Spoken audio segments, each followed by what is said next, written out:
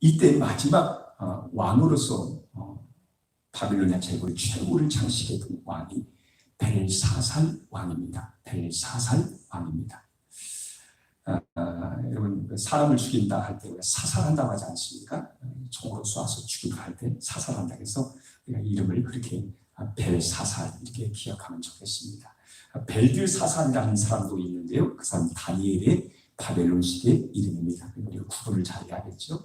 벨사살 왕, 이 사람이 마지막 최종적인 바벨로니아 제국의 최고의 왕으로서 그 나라를 영위하고 있었을 때 결국은 이 페르시아의 제국이 그 나라를 다 둘러싸고 그 도성을 둘러싸고 그런 지가 이미 2년이 지난 어느 때였습니다. 적들에게 포위된 지 2년의 기간이 그렇게 흐른 어느 시점이었습니다. 그런데 오늘 본문의 말씀 보니까 이렇게 적들에게 그 온 도성이 다 둘러싸인데 포위된 상태에 있었는데도 여기에 이 벨사살 왕이 귀인들, 모든 귀인들, 모든 사람들을 다 불러서 소위 그날의 최고의 귀족 중에 상응하는 1000명의 어마어마한 숫자의 이런 귀인들을 다 불러서 거기에 큰 대잔치 파티를 벌이고 있었다는 것입니다. 세상에 우리가 상식적으로 생각하면 바로 이 도성이 적들에게 포위당해서 둘러싸인 상태인데 어떻게 이렇게 태평하게 큰 잔치를, 그것도 1000명이 넘는 이 수많은 주민들을 데려다 놓고 정말 흥청망청 이렇게 잔치를 벌일 수가 있었겠는가라고 생각해 볼 수 있지 않겠습니까? 여기 보면은 이 전쟁의 와중 속에서도 이렇게 큰 잔치를 벌일 수 있었던 이유 중에 하나는 이 바벨론의 여러 곳에 흩어져 있던 지방에 있었던 귀족들이 그 전쟁을 피해서 난리를 피해서 이 도성 안으로 들어왔다고 합니다. 그러니까 그들을 안위를 시킬 필요가 있었고요. 그들의 마음을 안정을 시킬 필요가 있었습니다. 그리고 여러분 걱정하지 말라. 우리는 얼마든지 저들을 물리치고 우리의 제국의 평화와 안정을 기할 수 있을 것이다. 그러니까 걱정하지 말라고 그런 의미에서 이렇게 유독차 또 경력차 이렇게 모든 그 나라의 지도자들을 불러서 왕이 유로하고 격려하는 차원에서 이렇게 큰 대잔치를 벌였다고 하는 것이었습니다. 그런데 말입니다. 그 나라가 아닌 게 아니라 대단한 것 중에 하나가 뭐냐면은 우리가 이미 알고 있는 것처럼 그 나라가 워낙 크고 방대하고 그 도성이 얼마나 튼튼한지 감히 어떤 세력도 감히 이 바벨론 제국을 어찌할 수 없을 만큼 너무나도 아주 그냥 강력한 요새를 이루고 있었던 것이 당시 바벨론 성벽이었다고 합니다. 그 너비가 바벨론의 성벽의 너비가 136피트, 그냥 약 45m 정도. 마차가 4대가 오고 갈 수 있을 정만큼 마타 4대가 쭉 이렇게 같이 서 있을 만큼 아주 넓은 아주 큰 성벽, 심지어는 그 성벽의 높이가 약 350피트라고 하니까 여러분이 한 100m 정도에 상응하는 상당한 그 정도의 높이, 100m가 뭐 마무하지 않습니다.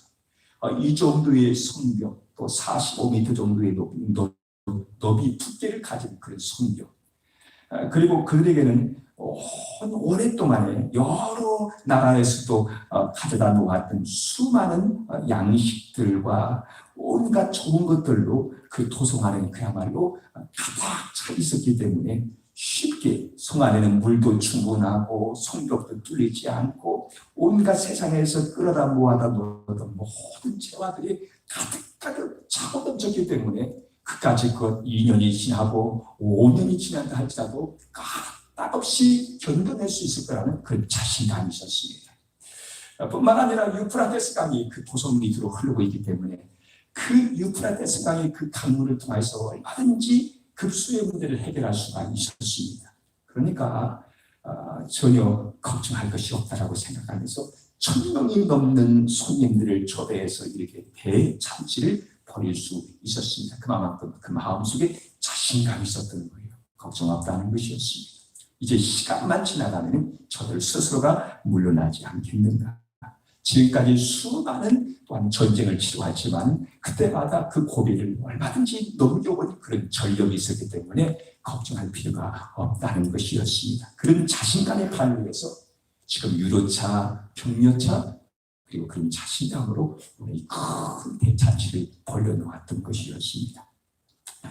자, 그런데 말입니다. 오늘 그 문제의 한 가지 발단이 여기서 발생합니다. 그것은 무엇이냐 하면은 오늘 성경에 보는 것처럼 바로 자기의 선왕, 그냥 앞서 있었던 왕, 느부갓네살 왕이 그 옛날 바벨의 예루살렘을 멸망시키고 그 예루살렘 성전을 이렇게 회파할 때 그 성전에서 탈출해 왔던 그룹들이 있었습니다. 소위 말하는 성전의 기념이라고 말하는 그룹들이 쭉 있었는데 얼마나 정교하게 하나님께 제사하고 하나님을 섬기는 그룹들이니까 얼마나 예루살렘의 수많은 뛰어난 그런 장인들을 통해서 그 그룹들을 만들어내지 않겠습니까? 온갖 참 아름다우게 정말 정성을 다한 바로 신을 섬기는 그 그릇들을 다 바벨론이 가져다가 자기 나라의 도구에 그렇게 저장하고 있을 때였습니다. 이 사람이 그걸 생각한 거예요. 한참 흥청만청 술기운이 한참 이제 이렇게 도취되어 있을 때 그 그릇을 꺼내오라는 것이었습니다. 그리고는 그 그릇을 다 모든 자들에게 다 들려주고는 거기에 술을 가득히 부어가지고 그 술로 그야말로 브라보 브라보 하면서 마셨겠지요. 자신들이 섬기는 바벨론의 온갖 모든 잡신들이 앞에 있는 가운데 자기들이 정복한 피지의 민족이 그 성전에서 가져온 여호와 하나님을 섬기는 그 그릇을 가져다가 거기 술을 가득 담아서 온갖 정말 이런 자태들을 버리고 자기들이 잡신 우상에게 찬양을 하고 당시에 이방인의 우상 숭배는 우상 앞에서 온갖 음란한 행동을 자행하는 그런 형태였습니다. 그러니까 그 하나님의 그릇을 들고 술 마셔가면서 막 별의별 짓들을 다 자행을 했던 것입니다. 왕과 비빈들 수많은 귀족들이 함께 어울려 벌렸던 그야말로 광란의 밤이었습니다. 이런 밤을 그들이 지내고 있었습니다. 그들은 충분히 하나님을 기만했고요. 극도의 신성모독적인 이런 행태를 그런 수없이 자아내면서 자기들이 바벨론의 신을 의지해서 이까지 그 전쟁을 얼마든지 승리할 수 있을 거라고 하는 그런 자아도취와 그런 시급한 그야말로 그런 자신감을 가지고 지금 술판을 아주 그냥 흥청망청 버리고 있는 것이었습니다. 자, 이런 가운데 너무나 뜻밖의 사건이 벌어집니다. 어디선가 나타났는지 손가락이 나타나가지고 그러니까 이 손목이겠지요. 손목이 나타나서 왕궁을 밝히는 촛대 앞에 뒤에 벽면이 있는데 그 앞에는 촛대가 있고요. 그러면 여러분 여기 환하게 햇불처럼 그 촛대에 빛을 발하는 가운데 그 뒤에 왕궁의 벽이 있는데 그 벽을 향하여서 손이 나타나지 이 손가락에 뭐라고 막 휘갈겨 쓰는 것이었습니다. 물론 나중에 밝혀지게 됩니다만 아람어로서 히브리의 음력한 것, 히브리의 말로 이렇게 음력한 것인데 메레 대게 우바르시 이러면서 쫙 휘갈로 위에 사를 써놓았던 것입니다. 얼마나 여러분 정말 끔찍한 그런 정말 섬뜩한 광경이겠습니까? 앞에 여러분 촛대가 불빛의 환한 가운데 그리고 그 벽면 속에 그러니까 그 사이에 있는 그 사이에 손이 나타나서 이렇게 글씨를 확 써놓으니까 이게 마치 스크린 역할을 하고요. 앞에 있는 불빛으로 영사되는 것쯤에서 그 그림자가 더 아른아른거리면서 이렇게 쫙 써지지 않겠습니까? 이게 얼마나 섬뜩하고 경악스러운 장면인지 한참 그 주홍이 한참 고치되어서 그야말로 막 그냥 만취되어서 한껏 그냥 그 기분이 그냥 그야말로 고조되고 있는 그 상황 속에서 너무 막 손이 나타나가지고 막 그냥 거기에 팍 글씨를 막 휘갈겼으니까 얼마나 경악스럽고 얼마나 공포와 그야말로 말할 수 없는 그런 전율이 흐르는 그런 순간이었습니다. 그걸 바라보는 순간 모든 거기 있던 사람들은 말할 날이 없고 그걸 바라볼 때 여기 벨사사는 왕이 막 그냥 막 너무나 놀라워가지고 심지어는 무릎까지 막 부딪히면서 떨면서 그것을 지켜봤다고 하지 않겠습니까? 마치 자기가 너무나도 지극히 불길한 그 어떤 신의 계시가 지금 임하는 것이라고 생각하지 아니할 수가 없었을 것입니다. 가장 섬뜩한 모습으로, 그렇죠? 가장 자기들이 그야말로 도취되어서 가장 흥청망청하는 그 호주의 그 시간에 어디선가 나타나가지고 그 벼랑방에다가 벽면이다가 막 그걸 바라볼 게 얼마나 섬찟하겠습니까? 저는 생각해 봤습니다. 왜 하필이면 하나님께서 온전한 천사의 모습을 하는 어떤 하나님의 대리자를 보내서 얼마든지 천사가 경고한다든지 그리고 그 온전한 천사가 그 벽에다 뭐라고 이렇게 필기를 한다든지 얼마든지 그렇게 할 수 있겠습니다만 왜 하필이면 손목에 나타나고 손가락으로 나타나서 이 손만이 형체를 가진 손만이 이 손을 가지고 손가락으로 글씨를 쓰게 했을까? 여러분 바벨론 제국은 수없는 나라를 침탈하면서 약탈하고 살해하고 죽이고 그야말로 불법 투성이의 제국으로서 그런 불법과 다른 나라를 침탈하는 그 이의 제국을 세워왔습니다. 그러니 여러분 수많은 전쟁을 겪으면서 여러분 그 장수들이 병사들이 전쟁을 치르면서 나중에 그 전쟁을 주면서 자기들이 쌓은 그 공로를 인정받기 위해서는 여러분 소위 많이 쓰는 방법 중 하나가 수급을 배워오는 것이었습니다. 머리를 배워오는 거예요. 그래서 머리 숫자를 본다든지 부피가 크다 보니까 손목을 배운다든지 그렇죠? 이러다 보니까 여러분 그 제국이 휩쓸고 그 광란 같은 전쟁에 휩쓸고 지나간 뒤에 그 들판에는 수없이 여러분 손목에 잘라나간 팔, 다리, 여러분 목이 없는 여러분 몸뚱아리만 시체들이 그냥 땅바닥에 나둥그고 있었지 않겠습니까? 너무나도 목불분이 잔인 정말 잔인하게 짝이 없는 이런 모습들이 정말 그들이 휩쓸고 말발굽하며 휩쓸고 지나가는 온통 그런 모습으로 온 천하가 가득 차 있었을 것입니다. 그냥 피가 낭자하고요. 정말 시체들이 목이 없는 시체들이 그냥 썩어서 그냥 냄새가요 말로도 할 수 없고요. 그저 정말 눈 뜨고 볼 수 없는 그런 장면들. 여러분 그런 정말 말할 수 없는 이 처참한 이 전장의 이 상은 그럴 때 우리가 이렇게 생각할 수 있잖아요. 얼마든지 아름다운 하늘의 천사를 하나님께서 보내주사 경고의 말씀도 하실 수 있었겠지만 어쩌면 그 들판에 수없이 죽어가는 사람들이 그 손이 하나 이렇게 날아와서 하나님의 뜻을 받들어서 그렇죠? 이 제국의 마지막에 최후의 심판을 애고하는 그 무시무시한 하나님의 그 말씀을 그렇죠? 그 심판의 메시지를 그 손이 나타나서 그렇죠? 그 손가락으로 쭉 써갔다고 하는 걸 생각해 볼 수 있지 않습니까? 어쩌면 하나님은 그들이 저질던 만행을 통하여서 어쩌면 그것을 다시 들어서 마치 하나의 유비처럼 비유처럼 마치 그걸 들어서 그 제국의 마지막 최후를 말하기를 하나님 하고 싶었는지 모르겠습니다.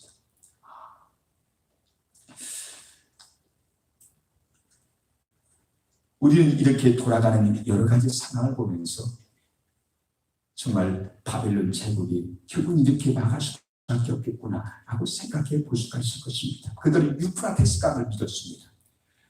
여러분 물이 있으면 견뎌낼 수가 있는 것이거든요. 그런데 역사학자들이 세계사를 연구하는 사람들이 어떻게 그 강력한 바벨론 제국의 그 요새 같은 그 성이 어느 날 하루아침에 이것이 무너져 버리거든요. 어떻게 아무리 페르시아 제국이 강한 할지라도 바벨론 제국을 무너뜨릴 수 있을까? 저 거짓말처럼 신부처럼 그 성을 하루아침에 그냥 다 정복해버리고 말았습니다. 심지어는 여러분 3일이 지난 후에야 바벨론 제국을 페르시아 바사 제국이 정복했다는 것을 일반 사람들이 알을 정도로 정말 눈 깜빡할 새에 정복을 당했다는 거예요. 어떻게 그런 일이 가능하냐 하고 보니까 여러분 저 바사 제국에서 그들을 이렇게 의지해왔던 바빌론 제국의 유프라테스 강이 그들 도성 한가운데 밑으로 흐르고 있는데 저 멀리 물의 근원이 되는 곳에서 댐을 만들었답니다. 바사 제국의 사람들이 분위기 댐을 만들어서 물을 끊어버린 거예요.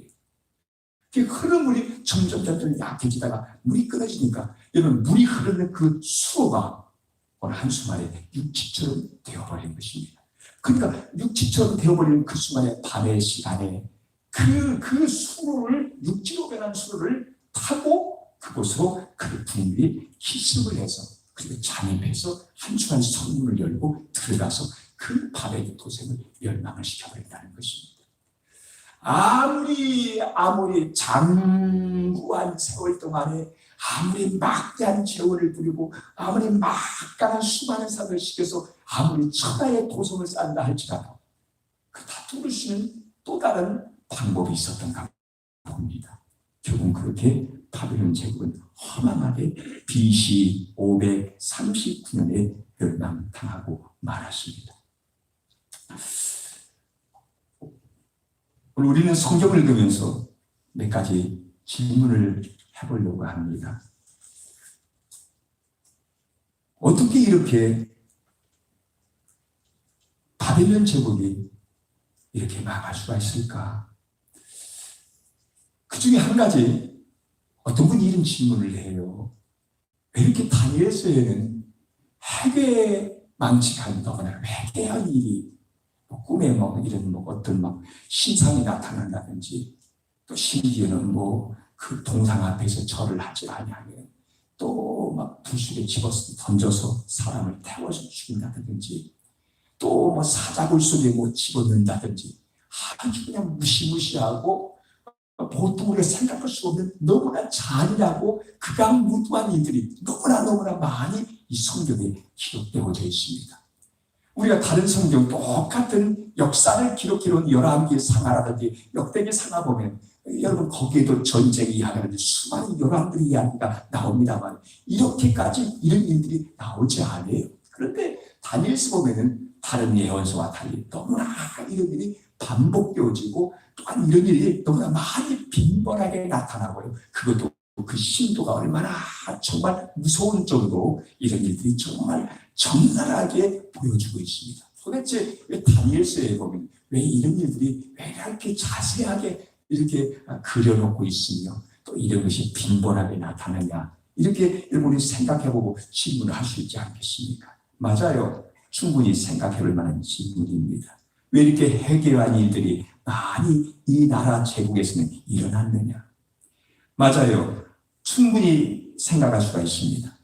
여러분 하나님께서 모든 일들을 진행해 나갈 때 하나님께서 이 민족들이 온 세계 민족을 살리고 하나님께 예배 드릴 수 있는 하나님께서 예배하는 자를 찾으시는데 그 예배하는 한 민족을 세우셨습니다. 그 민족이 이스라엘 민족이었습니다. 이스라엘 민족으로 하여금 하나님께서 예배를 받으시고 뿐만 아니라 그 민족을 통하여서 하나님의 섬김을 받으시고 하나님을 전파하게 만드시며 모든 백성으로 결국 이스라엘 민족을 통하여서 모든 민족들이 복받게 하기 위하여서 하나님께서 하나의 도구로서 이스라엘 민족들을 선택하셨습니다.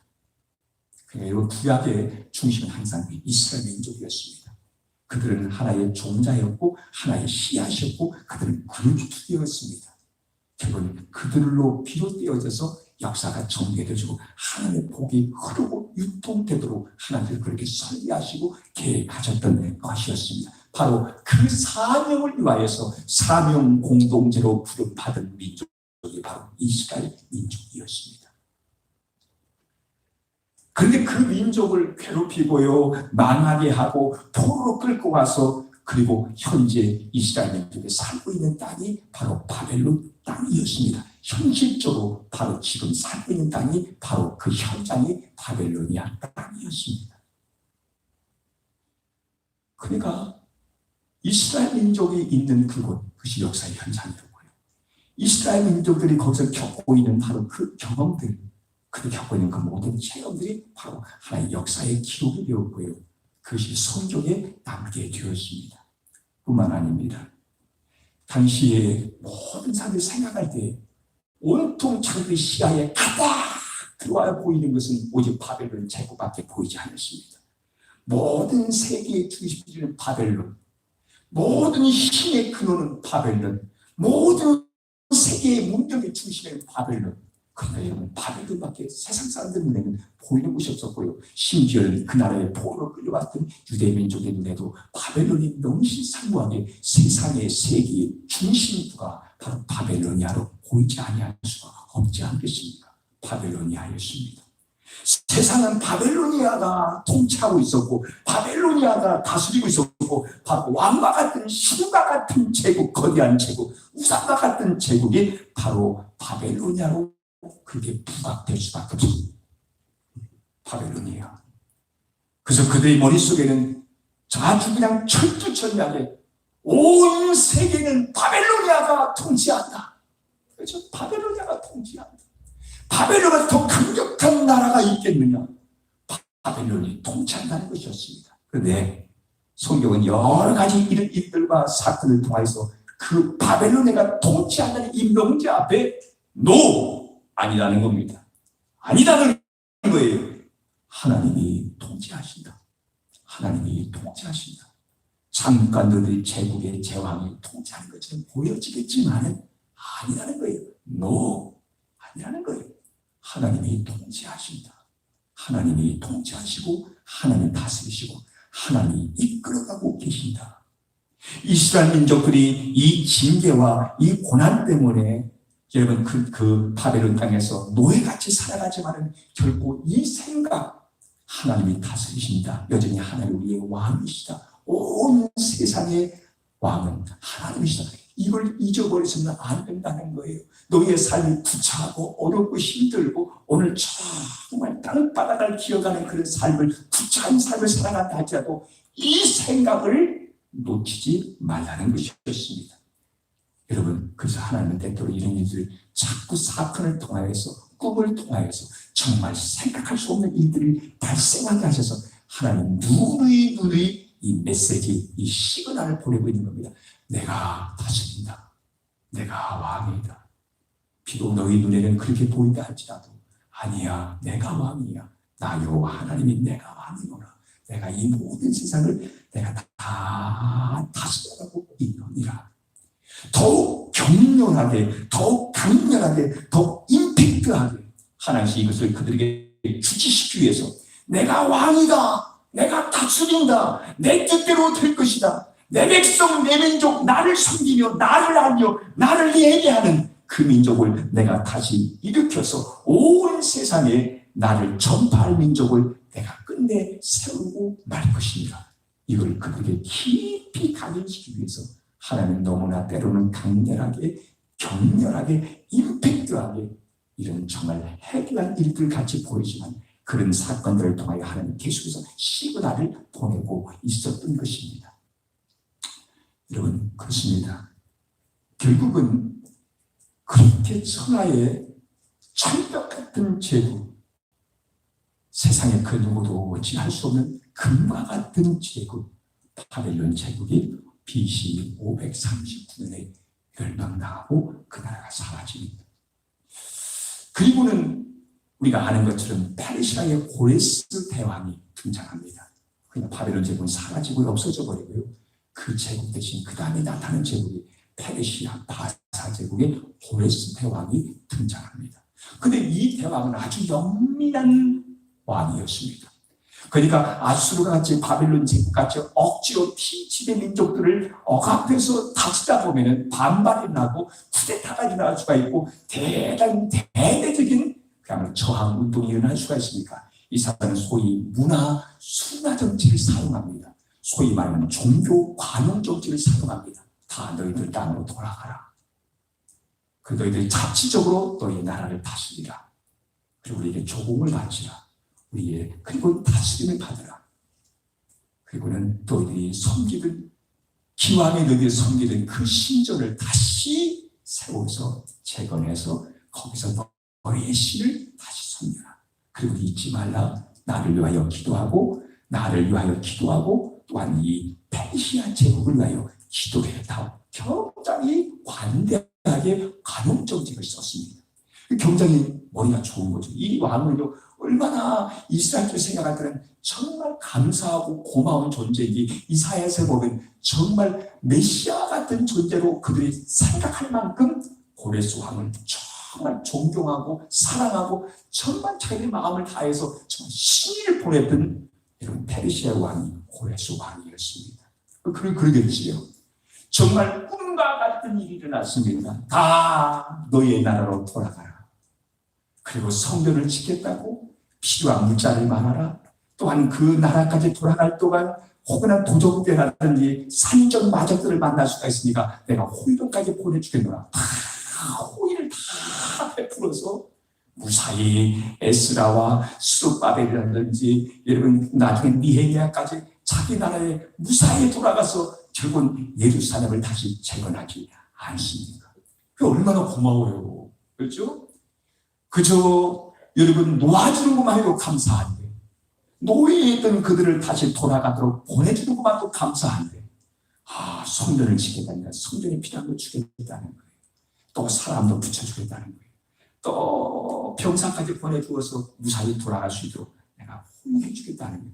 얼마나 고마운 존재겠어요. 그러니까 이사야 선지자 같은 사람도 고레스를 가리켜서 너무나 이건 하나님이 우리에게 보내신 메시아 같은 존재다 라고 얘기할 정도로 그렇게 감사했습니다. 자, 여러분, 이러다 보면 한 가지 이스라엘 사람이 빠질 한 가지 오류가 있었습니다. 착각이 있었어요. 그게 뭐냐? 그들이 나중에 정말 그때가 되어서 바빌론 땅에서 그들이 풀려나서 자기의 조국 이스라엘 예루살렘으로 돌아갈 때 그들의 마음속에 고레스가 우리를 보내주었어. 고레스가 우리를 풀어주었어. 그렇게 고마운 고레스가 우리에게 이런 은총을 베풀어 주었어. 세상의 온 천하에 이제야 왕은 정말 고레스가 맞아. 그들은 하나님을 또한 망각해버리고 고레스를 아마 얘기하게 되었을 것입니다. 하나님은 훗날 바벨로니아의 제국에서 훗날 예루살렘의 귀환이 이루어졌을 때 정략적으로 정치적 목적으로 종교 관용 정책을 사용해서 귀환이 이루어지는 것이 아니라 바로 실상은 하나님의 특별하신 계획과 하나님의 목적과 섭리에 의해서 하나님의 정하신 때에 애고하신 대로 이루어져 가고 있음을 결코 잊어버리지 않도록 하기 위해서 하나님 미리미리 애고하고 있었던 것입니다. 내가 이렇게 하겠노라. 내가 바벨론 제국을 때가 되면 멸망시킬 것이며 내가 생각지 못한 해성과 같이 고레스라는 왕이 나타나서 너희들을 다시 돌려보낼 것이다. 이 모든 대단한 역사의 배후에는 내가 여기에 있노라. 내가 여기에 있노라. 하나님이 내가 여기에 있노라. 이 믿음의 끈을 결코 놓치지 않도록 하나님이 자꾸 말씀하고 있었던 것입니다. 사랑하는 여러분, 때때로 우리는 살아가노라면 당장 내 눈앞에 보이는 것만이 커 보이지 않습니다. 때로는 사람이 커져 보일 때가 있습니다. 때로 우리 앞에 닥치는 환난, 어려움, 사업의 어려움이라든지 인간관계의 어려움이 당장 그것만 보이고요. 그것만이 전부인 것처럼 보일 때가 있지 않습니까? 돈의 이력이 얼마나 강합니까? 돈. 그 돈 앞에 아무것도 안 보입니다. 하나님은 그걸 어느 날 우상 같은 그것들을 걷어치워버립니다. 그건 내가 여기에 있다.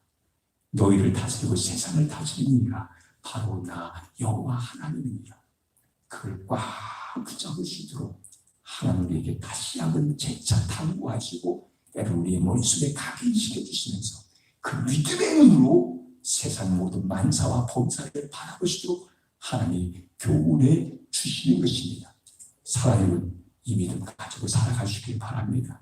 여러분 다 믿음으로 살아가노라면 하나님이 해결해 주십니다. 믿습니까? 하나님이 해결해 주세요. 여러분 다니엘이 이때 당시에 여러분 여기 보면은 벨사살이 느부갓네살 왕의 아들로 나옵니다만 사실은 외손자예요. 그러나 이들은 선대의 왕들을 가리켜서 그 후대의 후손을 가리켜서 아버지와 아들 관계를 정리해버려요. 간단하게 얘기를 해버려요.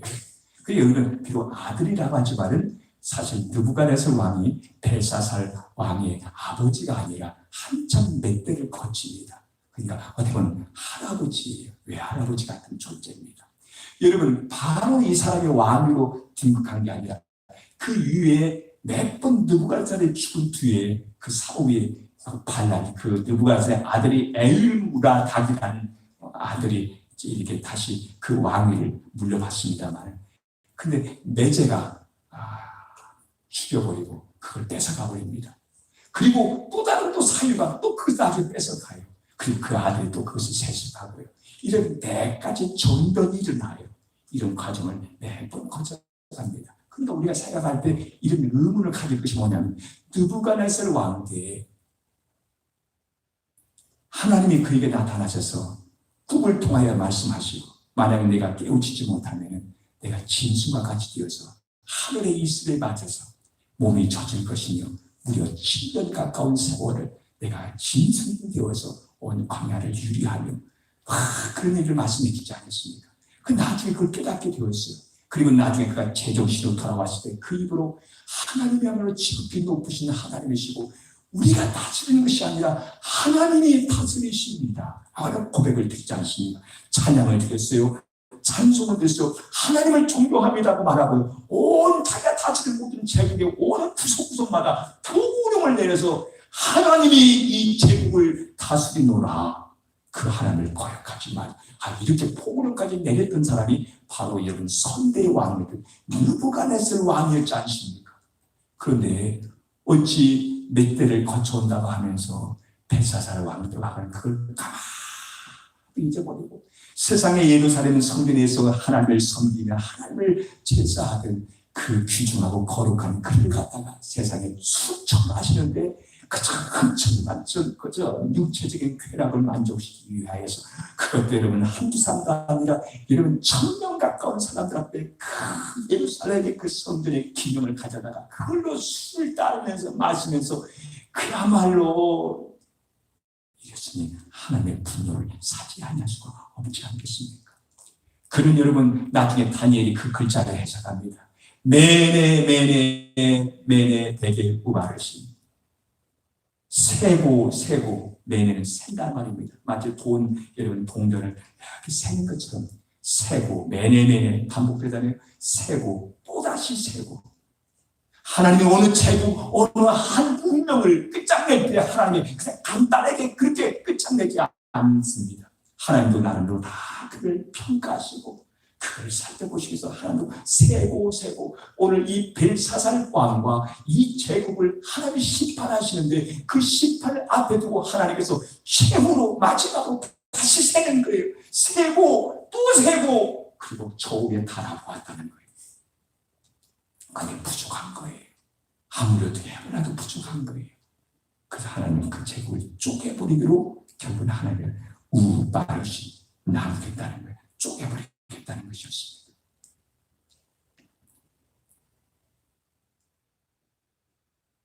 여러분, 벨사살 왕은 어떻게 해왔겠습니까? 여러 가지 정변을 통하여서 이렇게 가까스로 나중에 왕위를 차지했습니다만 그 역사적인 교훈을 그는 배웠어야만 했었습니다. 그런데 여러분 그때로부터 약 여러분 24년이 느부갓네살 왕부터 24년이 지나간 어느 날 이때거든요. 24년이라는 그 세월이 지나가면서 그걸 잊어버렸어요. 그는 다 알아요. 자기의 선대 왕이었던 느부갓네살 왕에게 어떤 일이 일어났는지 다 알고 있었음에도 불구하고 그걸 다니엘이 나중에 지적하지 않습니까? 왕이시여 당신도 아다시피 당신의 선대 왕이었던 느부갓네살 왕이 하나님에 의해서 짐승처럼 떠돌다가 나중에 제정신으로 돌아와서 하나님을 경배하고 그렇게 복까지 하지 아니했습니까? 당신도 아시지 않습니까? 알아요. 그러나 시간이 흘러가고 세월이 흘러가면서 마땅히 경배하고 예배드려야 그 하나님을 망각해버리고 그저 세상의 뭔가 권세와 권력과 자기 눈앞에 보는 제국의 영광 앞에 돌출되고 가득 채워져서 그만 기만하고 교만하고 오만방자의 자리에 이르게 되었다는 것입니다. 사랑하는 예배의 자리를 놓치지 마십시다. 아멘. 여러분, 하나님을 아는 일을 우리가 소홀히 하지 마십시다. 그러면 여러분, 벨사살 왕은 너무나 안타깝게 최후 여러분 이 바벨론 제국이 채 90년도 되지 못해서 멸망당하고 맙니다. 그 기간이 너무 짧아요. 얼마나 안타깝습니까? 하필이면 자기 때 마지막에 제국의 최후를 맞이하지 않습니까? 배워야 했었습니다. 공부했었어야 했습니다. 하나님의 교훈을 그가 배워야 하고 다시 한번 그것을 새롭게 하고 그것을 깨닫고 있어야 하는데 그거 다 잊어버렸어요. 그러니 멸망당할 수밖에 없지 않았겠습니까? 여러분들이 참 무섭게 알아야 합니다. 오늘 세상이 이렇게 흘러가니까 그냥 그렇게 흘러가고 편안한 대로 가자라고 하면 안 됩니다. 우리는 다시 역사를 통하여 성경의 말씀을 통하여 교훈을 다시 일깨우며 배워야 할 줄로 생각합니다. 그리고 여러분, 세상이 어떻게 변한다해도 다시 여호와 하나님 그분이 마땅히 계시할 그 자리로 하나님을 모셔드려야 합니다. 그리고 내가 마땅히 서야 할 자리는 그분 앞에 서야 할 것이고 내가 해야 할 행위는 그 앞에 마땅한 예배와 마땅한 경배를 드리는 자리여야 할 것이라고 생각합니다. 오늘 이 시대에 코로나로 말미암아서 교회도 참 어려운 시기를 맞이했습니다. 마음껏 교회에 오셔서 우리가 찬양도 드리지 못하고요. 서로가 서로 멀리 떨어져서 어쩌면 교회마다도 통제당하고 어려움을 당하고 있습니다. 여러분, 그냥 그렇게 흘러가겠습니까? 그저 집에서 온라인을 통해서 예배 드리면서 하다 보니까 참 좋더라 해서 그 자리에서만 머물러 있을 수는 없지 않겠습니까? 방법을 세우고 생각하고 그저 또다시 노력을 해서 우리가 이 귀한 하나님 예배하는 자리를 놓쳐서는 안 될 줄로 믿습니다. 저는 성경을 읽으면서 이 다니엘을 묘사할 때마다 지혜와 명철과 총명이 가득하고 하나님의 영이 하나님의 신이 그 안에 가득하다는 말로 그 다니엘을 소개하고 있습니다. 다니엘이 자기 스스로가 언제든지 그 역사의 무대에 나온 적이 없었습니다. 그 제국의 제왕도 그 나라에 있는 수많은 전문가들과 박사와 학사들과 모든 여러분 그 나라의 최고봉에 있는 모든 학식인 자들이 풀 수 없는 난제를 만났을 때 결국은 다니엘을 호출하지 않습니까? 이때 다니엘의 나이가 80에서 90세 그 사이였다고 합니다. 백발이 성성한 다니엘이 이미 일선에서 물러난 지가 한참 됐는데 결국 이 문제를 푸시는 자는 다니엘밖에 없었습니다. 그래서 태우 그의 어머니가 다니엘을 다시 상기시켜준 다니엘이 있다고 해서 상기시켜줍니다. 너의 소랑 느부갓네살 때도 풀 수 없는 그 문제를 다니엘이 풀지 아니하였느뇨. 다니엘을 부르라. 다니엘이 그래서 나와요. 그 호출로 인하여서 까마귀 잊혀졌던 오래전에 그 부대에서 살았던 다니엘이 그 부대 가운데 다시 나오지 않습니다. 그리고는 내내 대기로 말씀을 해석하는데 세상에 그 제왕의 비율을 적당히 맞추면서 그것을 풀어가는 것이 아니라 순연하게 통렬하게 어찌 당신도 알고 있는 바 하나님께서 느부갓네살 선대의 그 왕을 통하여 분명히 말씀하시고 분명히 가르쳐 주었는데 어찌 당신이 그것을 까마득히 잊어버려서 결국은 하나님께서 세고 또 바라보고 또 보았는데 당신 나라는 이미 너무나 부족해서 하나님께서 이 나라를 접어버리고 하셨답니다. 아주 통렬하게 가감 없이 하나님의 말씀을 전하는 것을 볼 수가 있지 않습니까? 왕은 그에게 셋째의 가장 높은 자리에 앉히면서 80, 90 먹은 노인네를 가장 좋은 멋진 옷을 입히고 금사슬을 띄우고 최고의 고위 관리직에 앉히겠다고 하지만 그 모든 것이 무슨 필요가 있겠습니까? 당신 나라는 세고 달아보니까 이미 끝나노라. 그러면 바로 얼마 있지 못해서 바로 벨사살은 최후를 맞이하게 되었습니다.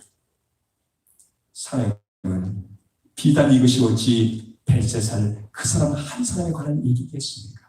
오늘 하나님도 우리를 바라보고 세워보실 것입니다. 그렇죠? 하나님이 나를 세워보고 또 세시고 또 세워보시고 이렇게 저울에 달아보니까 됐어, 이 말하면 충분해. 장하다. 너 수고했다. 무게가 제법 무지하게 나가는구만. 우리의 믿음과 우리의 충성이 이렇게 돼야지 않겠습니까? 이거 형편없다고, 너무나도 가볍다고, 이거 아무리 봐도 부족하다고, 이제는 끝내야겠다고, 그런 심판의 자리에 서지 않기를 주님의 이름으로